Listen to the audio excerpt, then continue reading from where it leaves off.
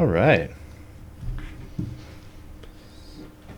So, Well, hey, we're back with Scott Pampuch. I'm pronouncing it right now, right? You are correct. Sweet. Nice. Now you are correct. This time. Sweet. It was the phonetic spelling, right? Yeah. It gets hammered. Yeah. It's all right. it happens. Yeah, I get it a lot. Yeah. I I mean, think I need these. he has to with his first name as well. Right. So, Yeah. Well, and my original you- name is pretty ridiculous, so. Come on, well, give it's it. really ridiculous, actually. Christos Pantalisacharacas. That's a lot. It's Yeah. it's intense. That's actually. a lot. Yeah, it was changed when I was 3. My last name is now my middle name, and my mom's maiden name is now my last name, so it's Christos Characas Robertson. Yeah. It's a little less of a mouthful. It's Yeah. a little less. And then A we little just we just take the Characas out, and then it's just Christos Robertson, and then people can't even get that right. They So can't it's even just get- like, you know, How whatever. do you not get Christos? I mean, Well, what you'd do think- people say? Well, you think it, Christos? a lot of Christos. there's Christos. There's all kinds of things though, because when people hear foreign names, Mm-hmm. they just give up. Yeah. It has nothing to do with the syllables. It has nothing to do with how complicated it is. It's like, oh, Christos, is it? Like I have an uncle on my mom's side. Is it Festos? It's like, all right, Ralph. Bastos. Ralph, Yeah. which So- is a mouthful in and of itself. Right. I like the name Ralph. I think it's. Is it short for anything? I don't think so. Ralphenstein. Yeah. See, that's actually what I'm jealous about. Like with a name like Scott, it's not short for anything. Yeah. Like you can't do that. Like in a formal situation, Well, that's why my parents actually picked my name. you know. Because there's no short. There's for nothing. Seth. Yeah. Yeah. Set. Yeah. Yeah, it's perfect. You can't even make fun of it. It's the perfect name. I bet people could. I haven't yet. Yeah. I'm waiting. Really? No, nobody ever makes fun of it. No. Not even in like small town, like when you were a kid. Nobody No, mocked. not like. I mean, what that crazy Seth Bobeth banana. I don't know. I mean, if you Like, want to come go on, there, there's nothing going on there, man. I'm going there. you're Right? trying to, and you can't. Who knows? Who Yeah. knows? That's an important part of childhood is getting, Made fun of. made fun of. Yeah, I was awkward and big and. Yeah. I was this size at like 8th grade. Same. Yeah. So, Yeah. no one really bothered me. yeah. Yeah. Funny. So, what are we back from? You said, and we're back. Was there a front end we're going to put in on this one, or is this and we're back from the previous? No, one? so we're back. So we're back from we interviewed you at Iron Shoe Farms, right, and right. we're Okay. back interviewing you again. I didn't know if because that you was were your great. catchphrase or That would be No. a good catchphrase, though. And I feel like it'd we're be back. pretty generic. Maybe. Like it wouldn't be a catch. Would it be a catch? Could be. Could be. Anyways, I mean, we're back Right. here talking to you because we Right. were talking to you at Iron Shoe Farms, Right. and then Right. it was a great interview. And then you had messaged us, and you were like, the subject matter that we were talking about is very important to you, and it's also very important to us. So we Right. just wanted to expound on it Right. a little bit. Right. Talk to you about the kind of ideas that you have experienced, because we've learned a little bit about you, and that you've been doing this for a while, and that you have chops kind of in the farm to farm to table seems cliche, but this Right. this whole soil to plate thing, it's a very complex system, and you have experience with it. So I've done it long enough, and I've done it longer than some people are old. yeah, That's how long I've been sort of engaged in trying to understand where food is coming from, why the people that are so important to growing food are so hidden. yeah, Because, we've, especially here in the Midwest, when you talk about farmers markets, I get it. I've traveled. I've been in Portland farmers markets. I've been in San Francisco farmers markets. I've been in New York farmers markets, Chicago farmers markets, all of the above. I get it, right? they have this, very beautiful, curated, gorgeous farmers market, right? It's got a nice plaza. It's got a beautiful name. There's tons of people. One guy does, 2.5 inch, this type of mushroom. Yeah. Right. And that's his specialty. Right. And he charges for it, and that's great. The thing that I find interesting is when people talk about farmers markets in the Midwest, what they don't realize is that, for one, down in Rochester, Minnesota, which is about an hour south of Minneapolis proper, hour 10, depending on how fast you drive, there is a farmers market that has been going on for generations. And farmers come to that not only to sell, but auction. Yeah. And get, move their product to other distributors. But then those farmers are also going to get what they need based upon what they don't grow. So there's this other culture that I sort of feel like we have. Our farmers markets and our farming community is based in eating every day.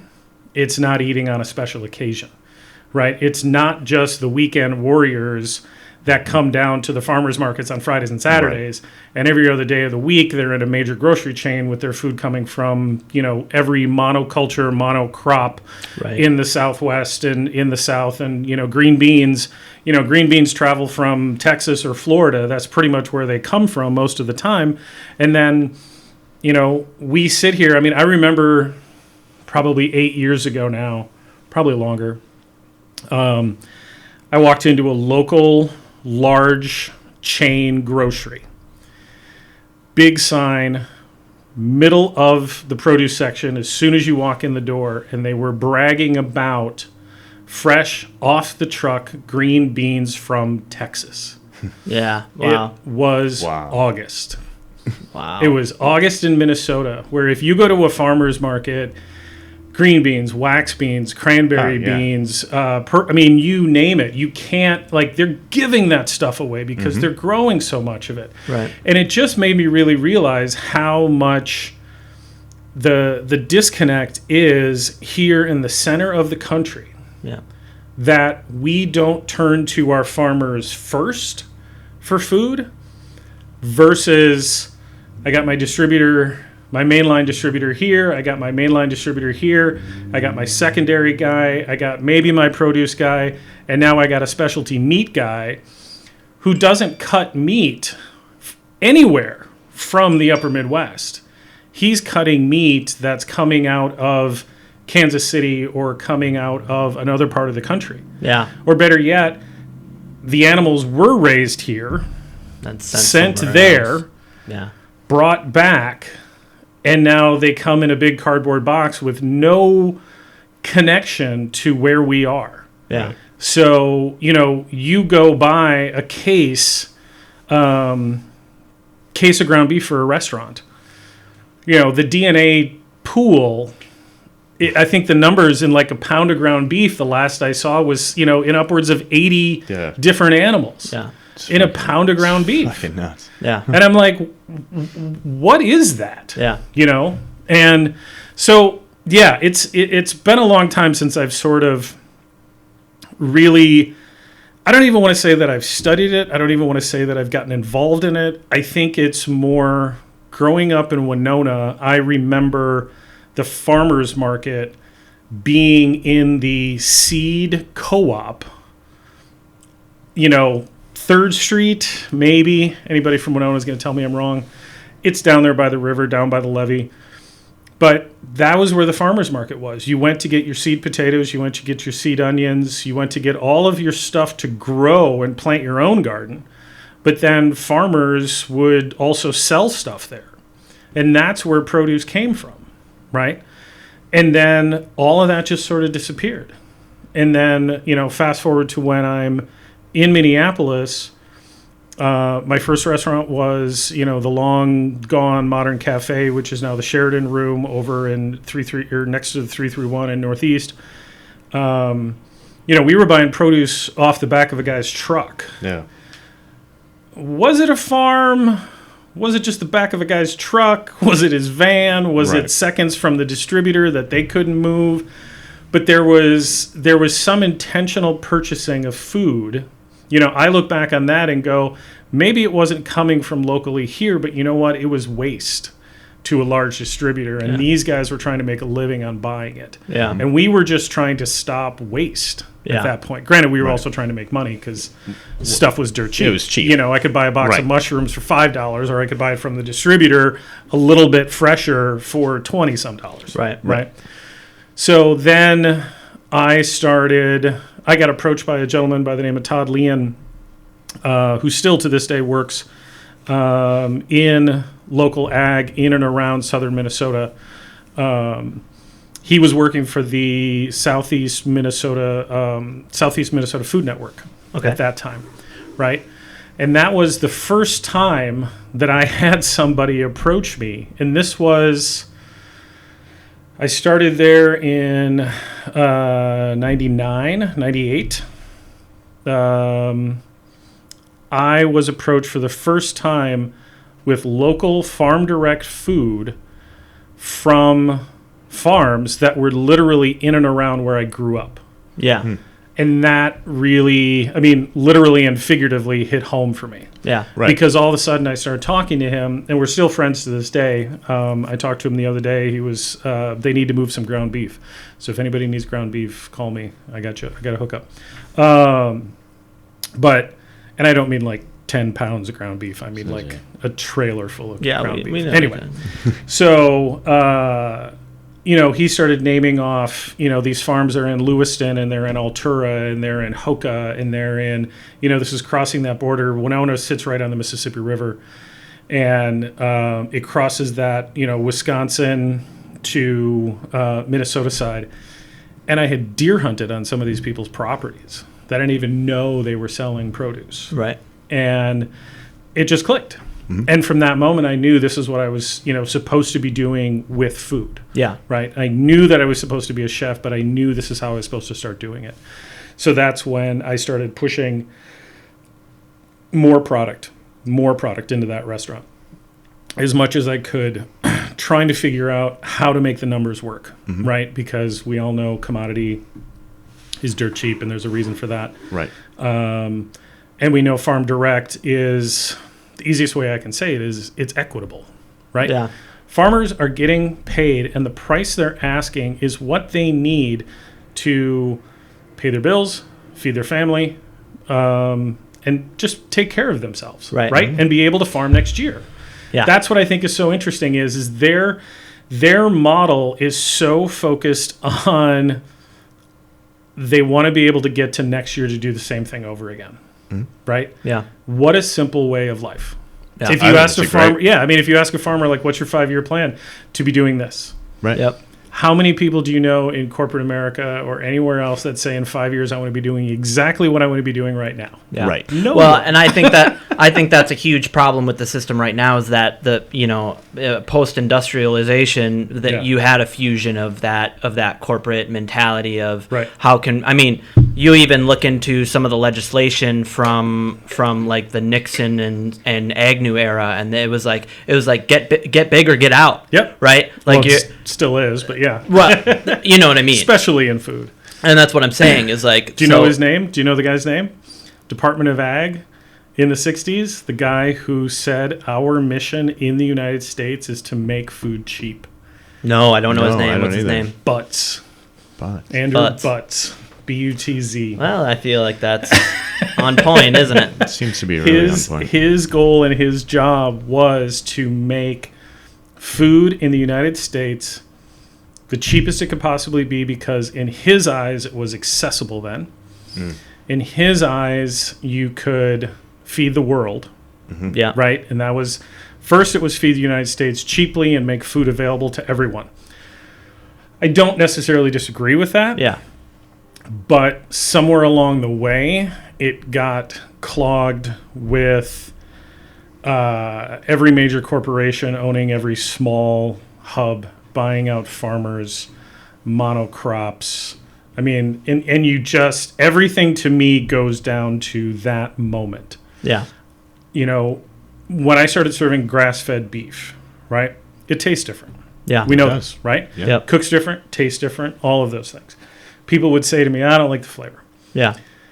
I'm like, do you realize that in the 1950s and the 40s and the 30s, that grass-fed beef was all we had? Yeah.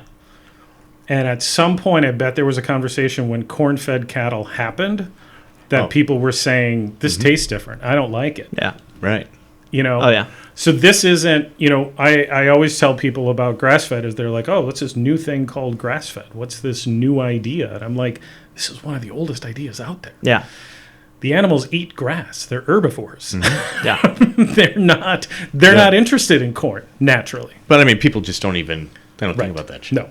That's another problem. You know, we talk a little bit about it to a couple people on this show of like people are just so removed from where their food comes from that it's, you know, we talked about it at the farm where it was like that was part of the greatness of that experience. And once you're there, it's like, oh, okay, this is where my food comes from. And then you can start to have that conversation with people about like, okay, but you know, this is why it's even better. Or you can get into, you know, how Carla has the Mangalitsa, you know, specific breed, and this is why it's better. But there's, I would say, a large percentage of the population just isn't even aware that those things are even that they're even an issue, that they're even a problem. All they know is that it's this much cheaper than it was, you know, They're just going to the grocery store. Yeah. And it's like, I agree with some of what you had to say is like there is a lot of good things in making food accessible and cheap.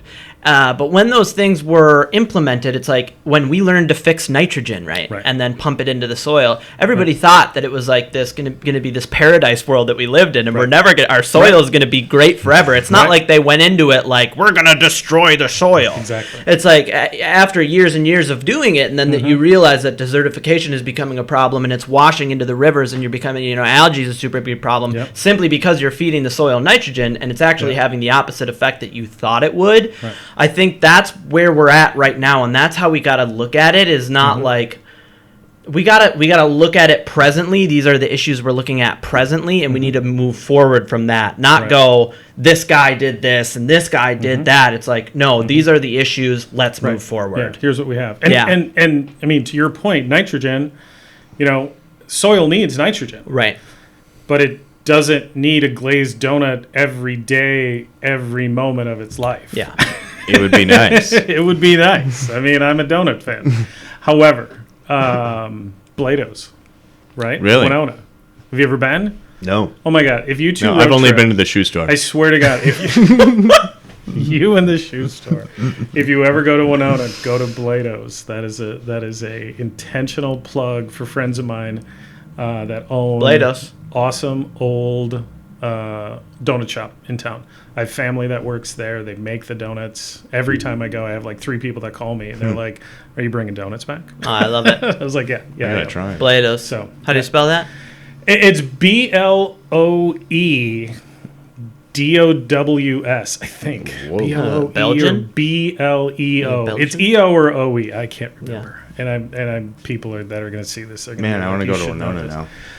Dude, it's worth the run. It is worth the run. They are. When I brought them and served them to some guys in the kitchen, they were like, "We've never had donuts like this." Ooh. Oh, wow. And this is only 5 years ago. Yeah. So the donut thing had already happened here, right? And you know everybody People were was over it. Yeah, everybody was like, "Oh, this donut, that donut, da da da da. These are the best donuts." The Star Tribune did best donut in the state probably 10 years ago now. Everybody in the state voted. And Blado's. Blado's won. They beat out, ironically, the world's greatest donut shop in Grand Marais, which is I feel they should have had to change their name. Yeah, right? Because if you come in beat second, out Minnesota, come on. I feel like now. I have been to that place. yeah, they're good. They're not Blado's. No. Yeah, donut tangent. So back to the soil. I mean, it's like what people don't realize is that there are other ways to get nitrogen into the soil, Yeah, right? We even chickens. talked to Carla. It's like, well, there's chickens, but there's also different grasses that you put, and they fix the 100%. nitrogen into the soil. And if you pump nitrogen into the soil, then the plants can't make Right. the proper relationships with the microorganisms in the Right. soil, and therefore the nitrogen you do put in there isn't even getting used. Exactly. And there's all these other runoff problems, but we're not going to get into every single problem because Right. it becomes this huge, it's like, there are literally like books and books and books and books on this Yeah, stuff. you can go deep on this stuff, man. People, this is their life's work. I mean, I had the opportunity to meet and shoot a television series quite a while ago, and I got to sit on Joel Salatin's farm. Oh, wow. And Incredible Pigness of Pigs guy? literally, it was like I was going to the mountain, Yeah. and to listen to that man go. Not to plug another podcast while we're here, Joe Rogan does this amazing interview with Joel Salatin. Oh, does he really? Watch it. I didn't know that. Watch it. Oh, 100%. plug it by all means. Dude. Yeah. I mean, 100%. Yeah, plug that. And I'm not even going to try and say any of the conversations that I had with him, because I think it was one of those moments like I think Joe literally asks him 2 questions. yeah. And for the next 45 minutes, He just runs Joel is just banging it. When I was there, we went all the way up into the woods. We went and looked for the hogs. I had the Red Wings on. And Nice. There we go. There's another plug. And there's another plug. And we're up on the hill, and all of a sudden his phone rings, and he's like, "I gotta go. I'll be right back. I'll meet you on the bottom of the hill." And we're like, "Okay, we're up there with his hogs. We're who knows what we're doing right now." So he literally runs down, jumps on a 4-wheeler, and takes off like fast. Yeah. Like, he's not a young buck. He knew how to drive that thing. Anyway. We meet up at the bottom of the hill. We're ready for this other shoot, and all of a sudden, he comes flying back in, and he's like, "Oh, sorry." And I was like, we were all like, well, "Everything okay?" Yeah. Like thinking, he's like, "Oh, that was Oprah." I was like, "What?" He's like, "Oh yeah." He's like, I lost track of time. He's like, "I had a scheduled interview with Oprah." Wow. Wow. Yeah, Wow. That was was pretty nuts. I mean, I've read one of his books. I think he has like 3 or 4 books out. Yeah. I mean, Lunatic Farmer. Yeah, and it's incredible. No, I read it, The Incredible Pigness of Pigs. Oh, yeah. And I mean, there's so many other books that like constantly quote him. He's like definitely a character that I think people should get around. I think a lot of this is just about, I kind of equate it to, if you're into something, right? Yeah. I mean, if you're a sports guy and you're into sports, Right. you're in. Yeah. You're a fantasy guy. You know more information than you should about somebody's batting average from 20 years ago, Right. And all the other initials that go along with baseball. This has been my thing. I find that because the food, the farm connection, saying and telling the farmers that I know, recommending them over and over and over. Like, if you name an ingredient right now, I can tell you which farm. I can probably pull up their phone number. I can probably tell you, we need a delivery, get it up here, or where to go, we can go pick it up. It's like the farmer network in the Twin Cities is so incredibly, grateful, thoughtful. They're always trying to take care of you as a chef, as a restaurateur. They're always willing to make that donation, and all the things that have come out, while we're in the, whatever we're in right now, 2020, right? Everything that I've seen that talks about people now, all the shortages that happen, all the facilities that shut down, all these problems that are happening in our food system. It's not about the people we're talking about. Yeah. They're thriving right now. Yeah. They're finally getting their day. Right. And, as a really quick story, if I can.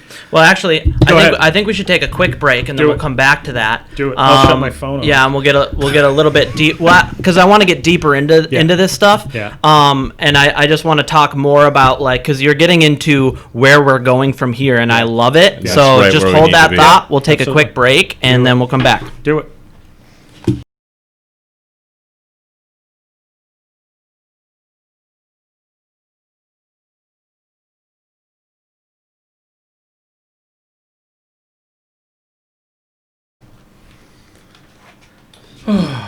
Yeah, and we're good to go whenever you're ready. We just have No, I get it. a setting on the camera, so.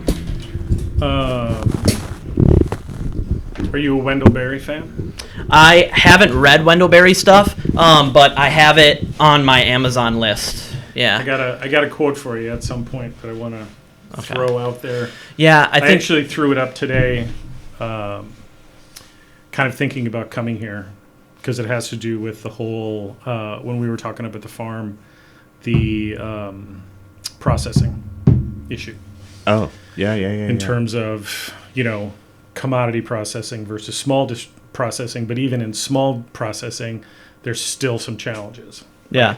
So just because it's a small guy doesn't mean they're doing it right. Right. Yeah. And what's her name? Temple Grandin. You know who that is? No, I don't. Is that the chick who did pharmacology? No, she's autistic. And I have a photo with her, an extremely awkward photo with her. I met her in Nashville at a farming conference. And autism gives her this innate ability to sort of sense stress with animals. Oh, very cool. Oh, way cool. And she has worked with the meat industry Yeah. on creating processing facilities and changing some habits, because what we know and studies have shown, pork, meat, chicken, all of the above, it started in beef, adrenaline Yeah. Mm-hmm. and muscles tighten. Yeah. And Yeah. as soon as muscles tighten, you end up with bad beef. Yeah. Yeah. I'm sure there's all kinds of problems that come from that. And Not so just a tightening she of works muscles, actually but Lawrence, like hormonal issues. Lawrence, and stuff too. Lawrence I would think that Meats. too. Yeah, Lawrence Meats in Cannon. Yep. Their facility is modeled after one of her models. So the way animals come in, they come in one by one. Yeah. They come around a lot of blind corners, so they don't necessarily see The kill what's going floor. on in front of Yeah. them. And it greatly lowers just a lot of things going on with the animal. Yeah. In Pictures of terms the process. clowns and Exactly. rainbows and stuff. Exactly. Happy music. 100%. Yeah, because people Yeah. who are even doing. And that's just tip of the surface. Oh, you know. right. Well, what I was going to say is, people even are doing these more humane processes, and then Yeah. they say, they have every single life. Every single day of its life is a good one except the last one, Yeah. right? And Yeah. then that even, expounds on that, and it's like even the last one, it's just like the last couple minutes are Right. the only bad part of its Right. life, right? Right. And even if we can get Yeah. away with that, like Yeah. it's pretty exceptional. Yeah. Yeah. Yeah. Yeah. It is crazy. So before we took the break, you were talking about kind of the network in the Twin Cities Right. of these a farming community, right? And that not only does it exist, but it's thriving, especially in a post-COVID world, right? In this 2020 kind of wild west area that Yep. we're living in now. Except for one thing, which I'll fill in, but keep going. Yeah, no, I mean, I want you to Yeah. tell us all about it because, for one, this is, we're on the east side of St. Paul, right? Yeah. This is where I lived for most of Right. my life, right? Right. Until I was like 19. Yeah. And all that I've learned about farming and about food and about like the overall, let's just call it spiritual health of the entire world Yeah. has Yeah, been yeah, yeah. through reading and restaurants. Yep. And so I want to hear from you, like what are the next steps? How do we get closer? How do we bring out that community Yeah. into a city of, millions of people? Yeah. I'm just. Not millions of people, you know what I mean? It's a lot of people. There's a fair amount. There's a fair amount. There's a fair amount. Fair amount. And egos that sort of doubles it. Like I mean, you're up over a million. One person is sort of like 20. It's true. I see you looking at me. It's cool. It's cool. The shade has been thrown. I get it. I'm just looking over here. I was just looking at the camera, making sure it was on. I just want to make sure the camera was on. Right. Shot two is good. Shot two is good. We'll work this backwards. So the one area that is challenging right now is that so there has been, thanks to a gentleman by the name of Bertrand Weber, there has been an amazing movement within Minneapolis Public Schools and also just the whole farm to school program.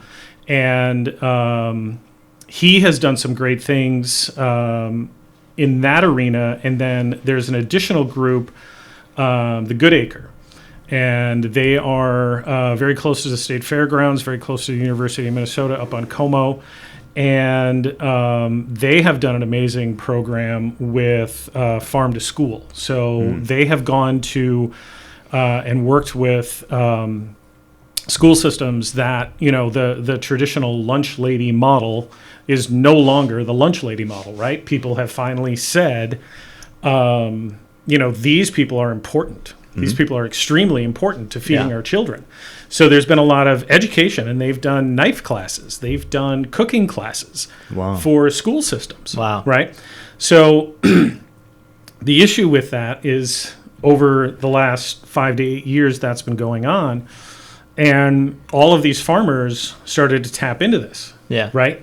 And they were growing lots of food to go into school systems. Well, guess what? Those school systems aren't serving as many, right? Some are still trying to go. So now, like, for example, I just got this email, the Good Acre, definitely go look at their website, check out their, get on their email list. We'll put it on We'll put it on the shot. Is that how we do that? It was a point like this. Is that where it's going to go? But they have a glut of melons and corn. Literally, that was it. Like, I got an email this morning. It says if you guys want to pick some up, you can buy 20-pound cases of this stuff because they've got product to move, and it's great stuff, right? It's beautiful stuff. So that's the one area that I think, from a local standpoint, the farm to school programs, and Bertrand, I know, has been doing a lot. The city of Minneapolis has still been cooking, has still been feeding. They've still been people can come and pick up meals for kids and things of that nature, and they've done an amazing job kind of keeping their facility and team running. But other than that, farmers that I've spoken to have said, there's more demand. This is crazy. I mean, this is always the thing, right? What is the number one demand right now in terms of product here in the Twin Cities that farmers can't keep up with and deliver? Guess. It's the most popular thing. There's a restaurant built on the name of it. Bacon. No way. Yeah. Farmers can't keep up on selling bacon because everybody wants bacon. But they don't want the rest of the But they don't want the rest of the hog.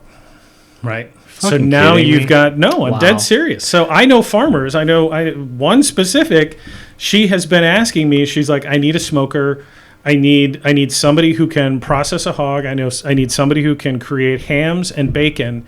And if I can find that facility, I have customers on wait lists for bacon and ham because it's the most common thing. Right.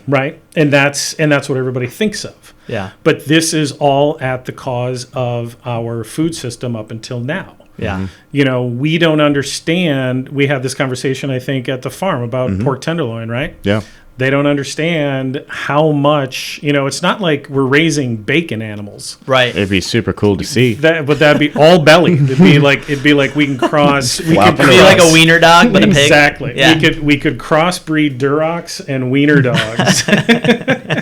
Wiener dogs. Wiener dogs. We can make bacon and hot dogs. Man, that's it. Sounds like a genius plan. Science. Well, the craziest thing about that to me is that that's like the one animal where you can literally use there for thousands of years. We could use every single piece of that pig. I got a shirt at Sears that was a pig, and it said Sears. It was at Sears. What are you 80? Right? What are you doing at Sears? You know the one downtown? Who's calling Oh my out God. Sears So right the now? one on the top floor of it is where you did all your DMV stuff. The DMV was on top, and then I walked by this shirt, and it said "good" on every. It had like the cross section cut up of the pig, and every diagram? piece the diagram, yeah, and it said "good, good, good, good." That's good. awesome. It was just I was like, Yeah. what is this doing here? Yeah. But no, that's the truth. Yeah. It's like, Yeah, everybody that's- just wants bacon. I mean, I have a T-shirt that's like, salty, tasty pig parts, and it's like bacon. yeah. I got rid of all my bacon shirts. I think they're ridiculous So years these days. ago. So years ago. So years. He's going to Sears. I know. So, I know.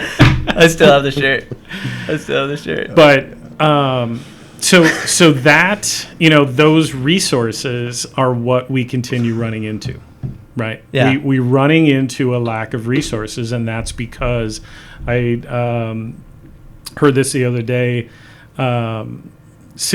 66% of all pork production in this company is for companies, or in this country is for companies. Yeah. And then 80% of all meat is 8 countries or 8 companies. Yeah. I can't say. No, country you're in mixing the them up. world. What's Yeah, but going on? it makes sense. So Yeah. 70% of pork Yeah. is 4 companies, and Yeah. then 80% of all meat is 8 companies. Thank you That's for crazy. translating that. I Yeah. appreciate that. No, it's all right. It's all right. No, good. I've heard that before. It's Yeah. like, when people talk about big egg, it's Yeah. kind of like scary. And it's not kind of like scary. It's terrifying Yeah. because it's like it's just it's a house of cards, Yeah. and things are not going well. I actually have on that point, I'm curious when I've read a lot about farmers creating, they try to go this whole route of I'm going to do all these different things and all these, and they get funneled into the system around corn, right? And this goes into beef too, because it's like then we have all this extra corn to feed to the beef. But how can you explain to people how that system kind of works? Like that, basically the pipeline to monocropping, Yeah. if you want. Well, it's. I don't know that I'm the expert to explain it, but in what I've learned and what I understand about the process is that, again, monocrop is set up so we have genetically modified seeds Yeah. that will grow in a certain condition, and they can be sprayed where they will survive. However, every living thing around it will die. Yeah. So now you have fields and fields and fields and fields of corn, of tomato, of soybean, of think about beets and peppers, green peppers, green beans. There's farms in Minnesota that are monocrop green peppers. Or Yeah. no, peppers I heard was North Dakota does peppers. I think Minnesota does green beans. For some reason, it's really weird. Like once you start looking into this, there is tons of monocrops, and every seed that goes into the ground is sold to the farmer, but they have to buy it from one person, one company. Then they lease their land, right? Yeah. Then they sell the product at a prearranged price, Yeah. no matter the weather, no matter the yield, no matter what.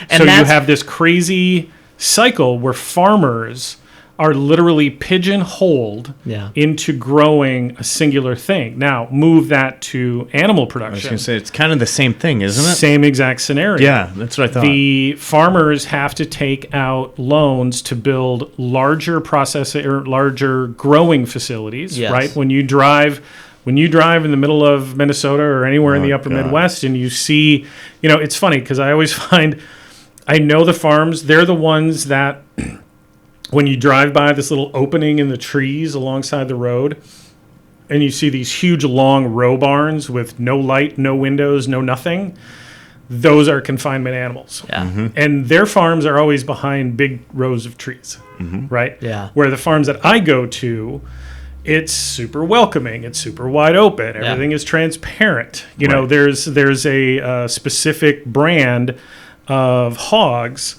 that, or excuse me, a specific farmer that was growing a lot of hogs back when we had the old swine flu thing, if anybody remembers that. I shop at Sears. Post. I've been around. Post swine flu, I was in touch with him, and I said I'd like to come visit the farm. I'd like to see how you take care of the animals and all that other stuff. And he said, nope. He says, we don't allow people to come to the farms. And I said, great. I'm not going to be buying your pork. Yeah. Every other farmer that I've ever dealt with, that has been a key litmus test for me. Yeah. If they're willing to let me come and let me see and show me and talk to me, and I can put a face with a name and a pig with a barn and a chicken with a coop and cattle with a paddock, then I know what they're doing. Right. And most of them are not even certified organic. Right. So that's, and again, well, that's a whole we nother, could go, that's like nother. 2 more episodes down the way. And I don't want to make this about like, know your ag and you'll eat better. Yeah. But we spend so much time learning about so many other things in our lives. Yeah. In our lives. Why don't we learn more about our food? Right. I mean, you give... it's so pivotal. Yeah, you give a 5-year-old an iPad, and instinctually they know what to do, and they're telling you how to do it. Yeah.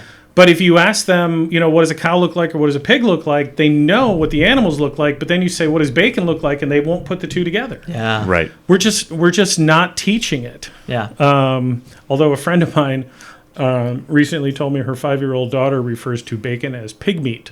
Oh, I like that. Actually, that's really awesome. She said, she'll say, can we have pig meat today? Yeah. Which is hilarious, but, Well, anyway. I think what that is what you just explained, where farmers don't want you to come onto their farm, but it's just it's expanded to the entire country, right? To the masses, right? Mm-hmm. They don't want you to know that it comes from there because they don't want you to know what their practices are doing, just so that they can make the extra dollar. Mm-hmm. Now, when we're talking about farmers being pigeonholed into these monocroppings, and you just call it a monoculture when it's an animal, right? Yeah. So like when farmers are pigeonholed into that, it's because it's basically like a quote unquote insurance issue, right? So like, let's say you did all these, you grew a certain kind of pepper, right? Habanero peppers, and then you had a tornado come through, or even just a bad hailstorm, and you lose all your crop. Mm-hmm. It's like that predetermined price that you put on those monocrop, you're still going to get that money. Sure. And that's kind of where that comes from. So basically what I've seen, and again, I'm not living this life, so I'm not, it's way easier said than done. Yeah, he shops at Sears. I shop at Sears. Well, a lot of farmers used to shop at Sears when they were around, but now they're gone. Right. Anyway. And so... Except for that one. Except for that one downtown below the DMV. Or above the DMV. I think it's gone now. I think COVID kicked it out. But I think that, the DMV? No. I hope so. That was a horrible one. I don't even know why you'd go to that one. Stupid. Because of Sears? Dumb. Yeah. Just, He can go buy a Craftsman wrench. Renew his license. My tires? Like, man, I need new tires too. You are 80. Wow. While I'm here. Do you have suspenders? He does. Dude, the first day I showed up in suspenders, right? And Seth was awesome. like, you need to lose the suspenders, bud. Awesome. Yeah, Anyway. but so like I think that now once you start learning about it, you're like, oh my God, what can anybody do about it? And then you talk to somebody like you, and you're like, oh, but there's already this community that has completely thrived separate from this. Mm-hmm. So like, what do they do differently? I guess is my question to you. Like, how do they make that successful? Well, do they? I mean,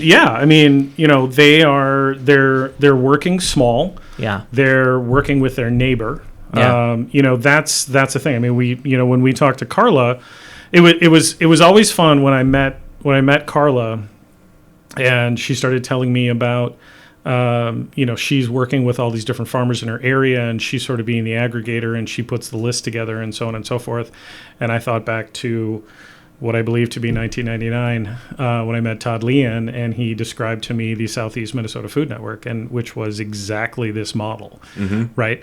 But a lot of people, and that's the other thing. It's like the farming community, it's connected, but it's not. Like when I had my restaurant, I kept looking for, what I learned is we have very different growing seasons in Minnesota. Yeah. So southern Minnesota will get everything first, and it sort of just moves north, and then it turns around and goes back, right?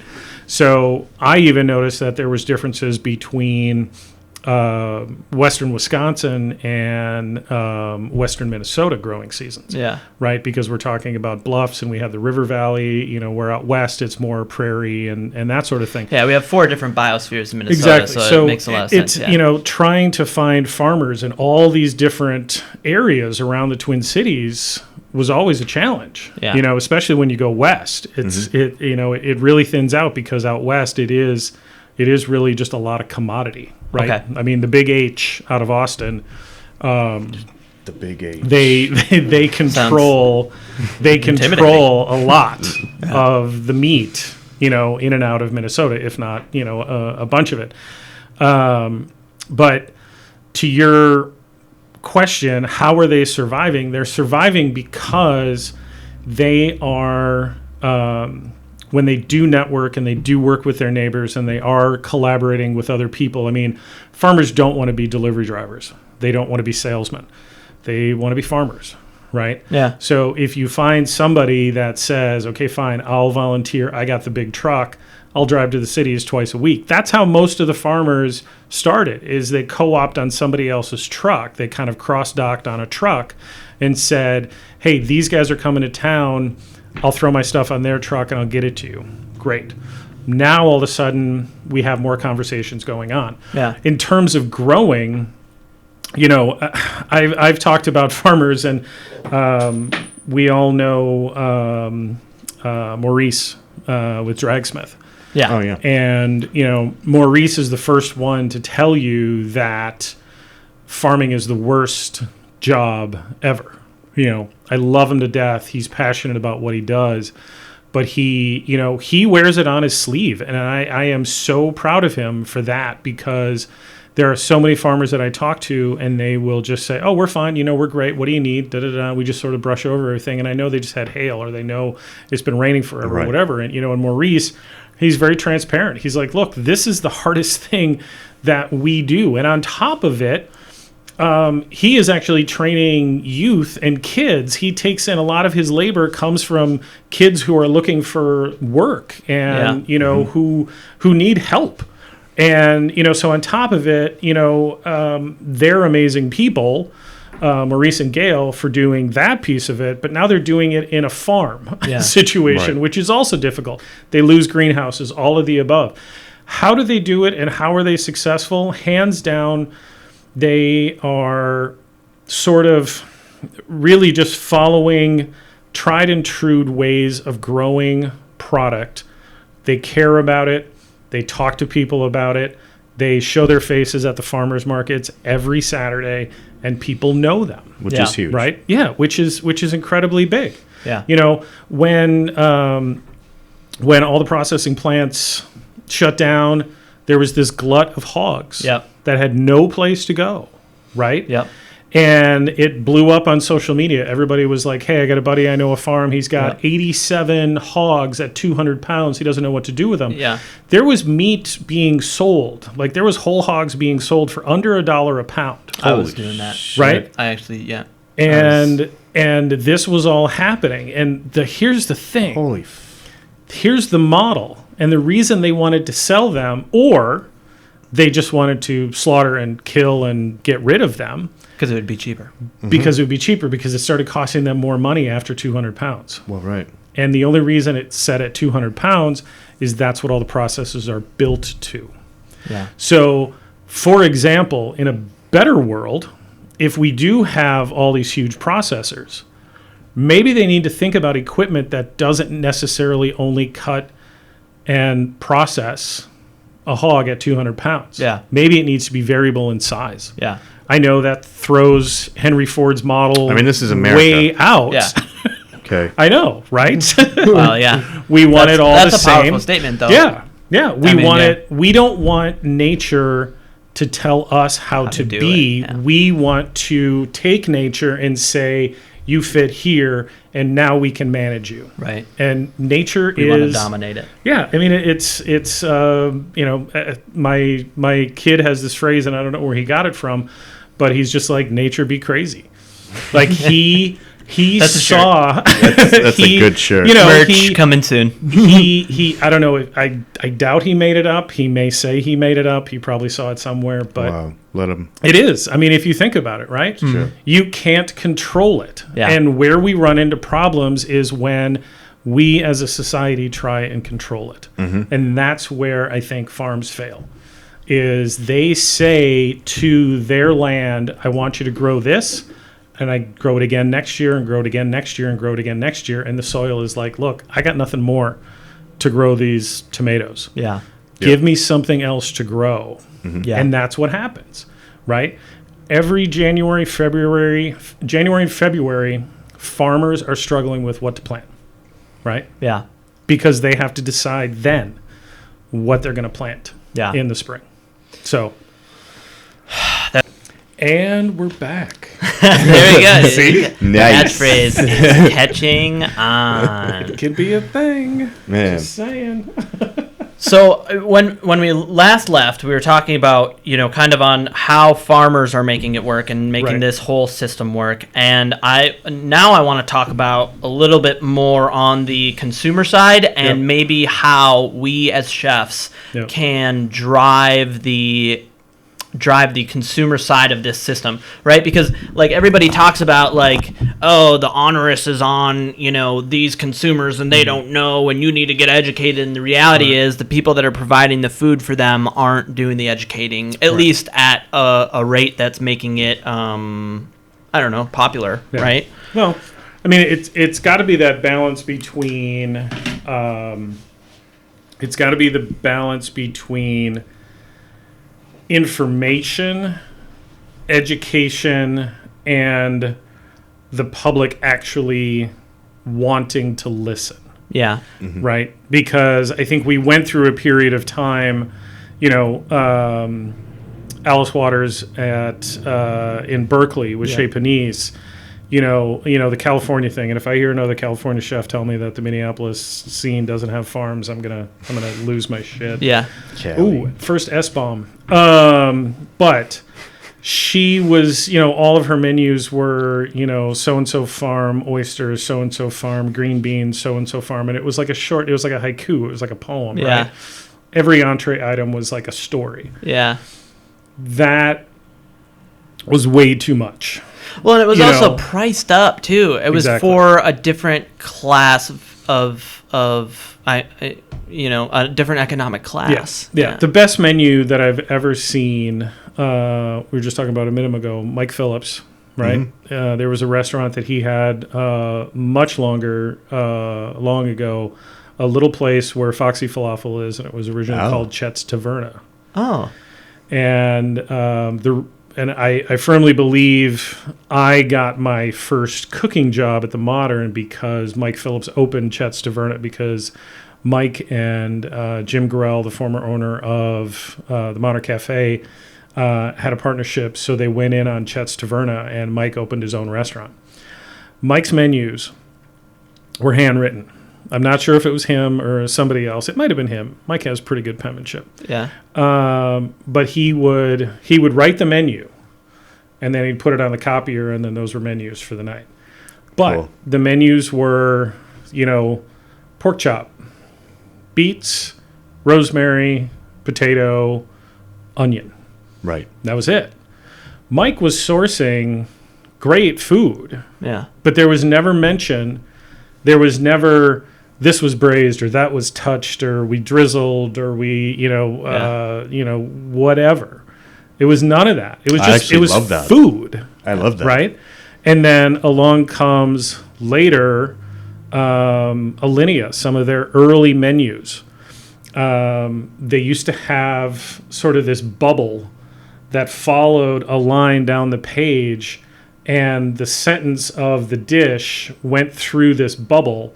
So it was this sort of like wavy menu, and the words literally were just lemon, parsnip, celery, cream. Yeah. And that was a dish, Yeah. right? And when I had my place and I was writing menus, that's how I started. Yeah. Because I thought what it does is it takes away your expectation, right? If you see buttermilk fried chicken, first thing that comes to your head is the best buttermilk fried chicken I ever had. Yeah. Popeyes. Now I'm judging it based upon this buttermilk fried chicken.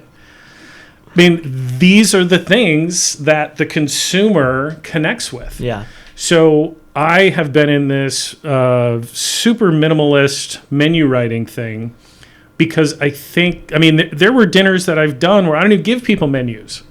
I'm just like, who's got a dietary issue? Who doesn't want to eat? You know, what can't you? What won't you? All of this, but, you know, okay, you're this, you're this, you're this, you're this. Great. We're just going to start cooking for you. Yeah. And those people always had better dining experiences. Oh, yeah. Than anybody actually looking at a menu. Right. Right. So the education. Have you ever been to Norton's? It used to be just outside of Red Wing with Greg Norton. Yeah, Greg Norton. Yeah. And Sarah, which was his wife at the time. Similar. Yep. And they did, basically you call and be like, hey, I got something going on tonight. Yeah. What do you got? Yeah. And like that's how he Very would do cool. his menu, and it was so cool because like you could just go in, Yeah. and this guy would just feed you, and there Right. would be really no menu, Right. but it was just such a cool Right. like Right. setting. But that is also a trust thing. Well, Right. And that is you have to build that. You have to build that trust. You have to be able to get that. Now, the consumers need to understand that this is a two-way street, Yeah. right? Restaurants are never perfect, Yeah. but neither is the consumer. Right. And we've got to find a way to meet in the middle. Yeah. Yep. You know, and if that can take place, if consumers can understand the restaurant that they're going into, right? Understand what their mission is and be ready for them to execute that. Yeah. Do not be ready for them to give you a la carte seafood if they're a restaurant that is vegetarian. Yeah. Right. For sure. You know, which brings up a point. Why does this always happen? Why, when you go into a restaurant that predominantly serves meat, do vegetarians always say, what can you do for me, or blah, blah, blah? However, have you ever seen anybody walk into a vegetarian restaurant and demand bacon? No, but they should. But, right? I mean, come on. I'm not dissing vegetarians. I'm saying I have multiple friends that are vegetarian, and I've always asked that question, and they don't know. Yeah. I mean, I play the game occasionally. I mean, if you know, if you're gonna say as a consumer, right, you have to cook to me. Why isn't it for every restaurant? It's not for every restaurant. Yeah. You know, and that to me, first off, I don't expect vegetarian restaurants to carry bacon. I'm not really serious about it, but it just proves the point that if you go into a restaurant and you expect them, what is the old phrase? Don't expect a fish to climb a tree. Yeah. Right? That you can use that. That's an old man Yeah. phrase. When you go to Sears, tell that to the I'd cashier. be like, you got a shirt with this Right? stain on it? But that's where customers need to understand that when you go to a place, learn what they do and go and experience what they want you to experience. You might like it. You might not. Yeah. Right. But then at least we know. Yeah. Right? And I can almost guarantee, you know, you're going to have a better time. Yeah. If you go in with that approach. Yeah. Right? Always ask what the specials are. Yeah. Because now I don't think it's food that's about to go bad. Yeah. It Well, used right. to be that. Right. You know, what was Bourdain's old thing? Never order fish on a Monday. Right? Yeah.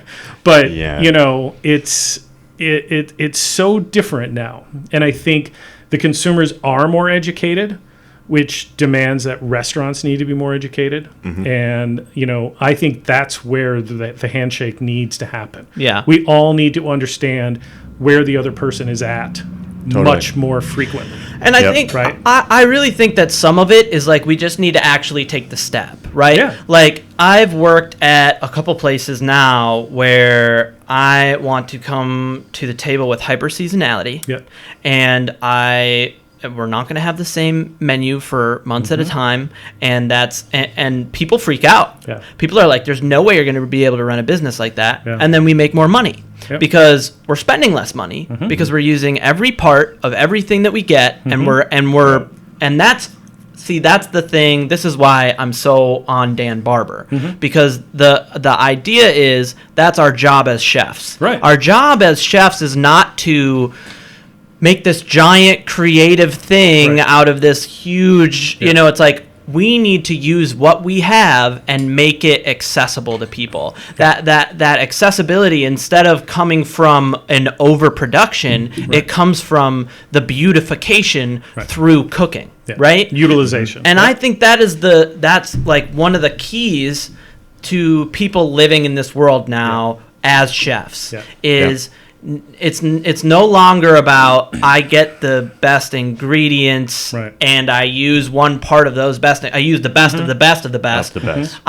I get the most healthy ingredients that I can, and we talked with Jametta of House of Gristle, and I make the gristle delicious for you. Yeah. And that is really but when I heard that, I was like, that's cool. Yeah. And once you do that, it becomes profitable. Yeah, exactly. Get out of the way. Yeah. That has always been the advice that I've given to young cooks.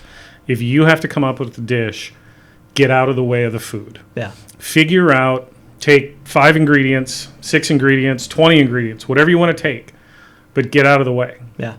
And understand that our palate can only taste so much. Yeah. Right? Salty, sweet, but I mean, you have to understand how people eat. Yeah. In order to make great dishes. Yeah. And, simplicity to me is much more difficult than molecular gastronomy. Yep. Simplicity is much more difficult than, the crazy fusion food thing that happened, right? Let's put Japanese and, in a burrito.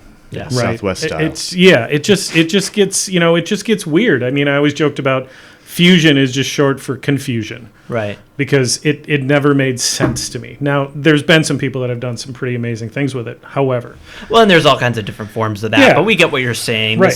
This whole mixing things to just mix them and then but then it becomes about the ego and it's like it's the difference between Charlie Trotter and Alinea, in my opinion. It's like, Charlie Trotter, what he was doing was very hyper seasonal, was very produce based, but it was so elevated and so, at the same time. And then as a mirror image to this, and this isn't a negative comment on Atkins or anything like that, but it's not really about what we're talking about. It's that whole Alinea, you're gonna smell the gas. It's an experience. It's not it's not going out to eat, right? Mm-hmm. Yeah. So I think that's one thing that chefs, because this is, that's one of the predominant people who I hope watches the show. That's what we need to focus on to make this system work, at least in the cities. It's like we need to cook like that. Yeah. It doesn't matter if they grow like that. We need to cook like that. Absolutely. Yep. Absolutely. Got to complete the circle. Yeah. Yeah. And that's, and that, again, it's that if chefs can get past, I want to make what I want to make now. Yeah. And ask for, a caprese salad in January. Yeah. Right? Yeah. I'm sorry. It's just, you're going to have to, and that's where some people will say, well, that's where molecular comes in. That's where all of the science comes in, right? Because you can compress tomatoes. You can, dehydrate. You can, foam it. You can do all these sorts of things to bring out, the tomato-ness of the tomato. Yeah. But at what cost? Yeah. Right? I mean... Well, I think that's an interesting concept to bring up, especially in Minnesota, because our winters are long. Mm-hmm. And it's, what are we going to eat? Pickles all winter, I guess is... I mean, I would. I'm saying this as like, this is what I've been... When I bring this stuff up, people are like, well, what about in the middle of January? And it's like, there's people around the world that have completely completely gotten over that. Yeah. Without modern, Yeah. I mean, with relative science, right? Like fermentation and things like that, and those things are important. Right. And it really comes out in the middle of winter, but that's when you go more meat based. You Right. have it's like that's why there's that Yeah. balance, Yeah. right? I mean, there's a whole conversation in macrobiotics, right? Yeah. Macrobiotics. You should eat fried chicken in the spring. Yeah. Why? Because your body naturally is coming out of a sense of hibernation. Yeah. You're burning calories faster, and your body is craving more calories at the same time. So that's when you should be eating fried chicken. You shouldn't be sitting on your sofa in the middle of January eating buckets of fried chicken, Right. because your body doesn't need that many calories, nor is it burning that many calories. Yeah. There's just an understanding of, again, it's that balance, right? Yeah. If we can get in line with what nature is trying to help us feed ourselves, Yeah. we're probably going to be happier at the end of the day. And when we get on this, meatless Mondays, and we get on the conversation of vegetarian and vegan and all of those types of things, and people will say, we need to stop meat production because of greenhouse gases and all these sorts of things. My conversation is not necessarily really one way or the other. Yeah. I feel like vegetarian and vegan is this far, and you've got, steakhouses on this end is this far. I think it's somewhere in the middle. I think somewhere in the middle there can be a conversation about moderation. I think there's somewhere in the middle that talks about portions of proteins shouldn't be above 8 to 10 ounces. Right? Tasting menus are a beautiful exploration of that example. Yeah. You have a tasting menu, and you can have 2 ounces of something. You can have 3 ounces of something else. You can have 1.5 ounces of something in terms of protein, and it's amazing, right? Now, if everybody just understood that, I would be curious to see what happens with meat production, right? Less focus on quantity, more focus on quality, and get in the middle of, the bulk of your plate is 10 to 12 ounces, but a good 8 of those are coming from vegetables, Yeah. Or other sources of protein. So I subscribe to, when Meatless Monday happened, we started doing it. Yeah. And people were looking at me like, what are you talking about? I'm like, it's one day. Yeah. Eat something else. Yeah. Like, it's not the end of the world. Yeah. No, We're not at taking all. away bacon. Yeah. No. Because if that happens, whole nother conversation. Well, I think I don't even know. that's an important. I'm more of a jowl man myself. I'm more of a guanciale. But anyway. Yeah. I think that's important. We'll Big Joe's. we'll end Where's on that? this. We'll end on this. I think that it's a very important point that nobody's saying that we're going to eradicate meat production. I think that the vertical scale down is really what needs to happen, and it needs to happen both on the production end and on the consumer end, Right. and on the education end, on the cooks. Every point in that supply chain needs to be okay with a scale down, and that Right. and it doesn't have to be a necessitated degree. It's just we need to get okay with that idea because it needs to happen eventually. Yeah. Yep. Agreed. All right, 100%. man. Thank This you is fun. Thank you so much, Chef. Yeah, We thank appreciate you. having you on again.